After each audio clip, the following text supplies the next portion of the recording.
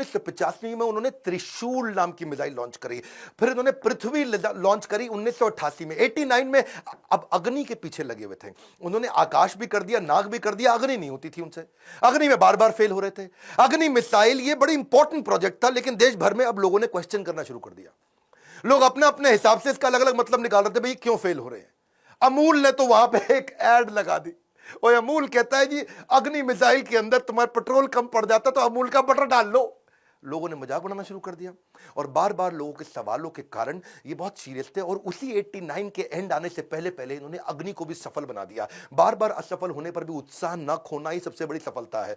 बाकी सारे शक्तिशाली देशों को वो देख रहे थे, वो मिसाइल लॉन्च कर रहे थे, दूसरे महाद्वीप पे कैसे अटैक कर सके, इंडिया से मिसाइल छोड़े यूरोप तक पहुंच सके, अमेरिका तक पहुंच सके, दूसरे दूसरे महाद्वीप तक पहुंच सके। सब लोगों ने बड़ी तैयारी करी। इन्होंने 89 में अग्नि को जब लॉन्च किया तो रशिया, यूएस, चाइना, फ्रांस और यूके के बाद भारत छठा देश था जिसने इतने पावरफुल मिसाइल्स बनाए। मेरी बात समझिए, दुनिया भर के 250 देशों को पीछे करके अब्दुल कलाम थे जिन्होंने भारत को छठे रैंक पर लाके खड़ा किया।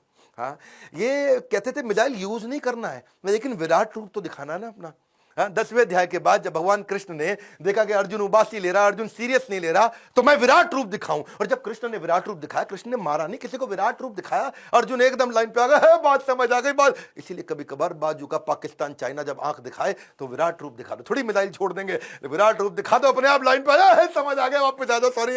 तो ऐसा अब्दुल कलाम जी ने स्ट्रांग बनाया।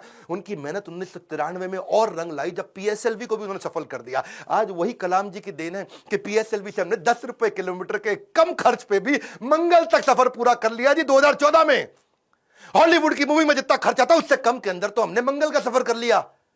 2017 में ये अब्दुल कलाम जी थे जिनके चलते 104 सैटेलाइट एक रॉकेट से लॉन्च किए। दुनिया में सबसे सस्ता अफोर्डेबल प्रोग्राम ये अब्दुल कलाम जी की देन थी। 1979 में वही कलाम थे, वही भारत था, कोई देश मदद नहीं कर रहा था। ये 1979 था और आज 2017 में ये कलाम जी की देन है जब दुनिया भर के देश इंडिया के पास आए, भाई हमारा भेज दो यार, अपने रॉकेट में हमारा भी भेज दो। हमने यूएस की मदद करी, नीदरलैंड की करी, स्विट्जरलैंड की करी, इजराइल की करी, कजाकिस्तान की करी, यूएई की करी और हमारे 100 मिलाकर के 104 सैटेलाइट एक साथ भेजे थे। ये अब्दुल कलाम जी की देन है। अच्छा वापस चलते हैं 93 के पीएसएलवी जब उन्होंने इसको सफल बनाया, उसी समय न्यूक्लियर पावर की बातचीत दुनिया भर में बहुत हो रही थी। इन्होंने देखा कि भाई अमेरिका धमकियां भी बहुत दे रहा था। अब बात यह है कि धमकियों से डरना पुरुषार्थ से बेईमानी है और जो देश के लिए कुछ भी कर गुजरे वही सच्चा हिंदुस्तानी है। कलाम जी सच्चे हिंदुस्तानी थे। उन्होंने 3 तरकीबें अपनाई।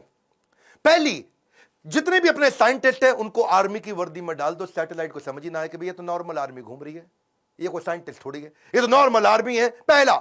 दूसरा, जब भी ये कोई काम करेंगे उसी समय के बीच में करेंगे जब एक सैटेलाइट जाएगा और दूसरा आने वाला उसके बीच में कर लेंगे। एक आएगा एक जाएगा उसके बीच में कर लेंगे, एक आएगा एक जाएगा उसके बीच में कर लेंगे।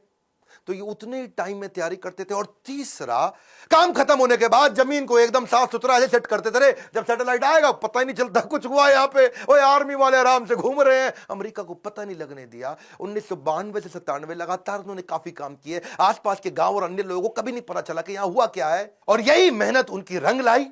1998 में भारत ने ऑपरेशन शक्ति के नाम से परमाणु परीक्षण कर दिया, चुपचाप कर दिया। आज इन्हीं प्रयासों से भारत परमाणु समृद्ध बन पाया है।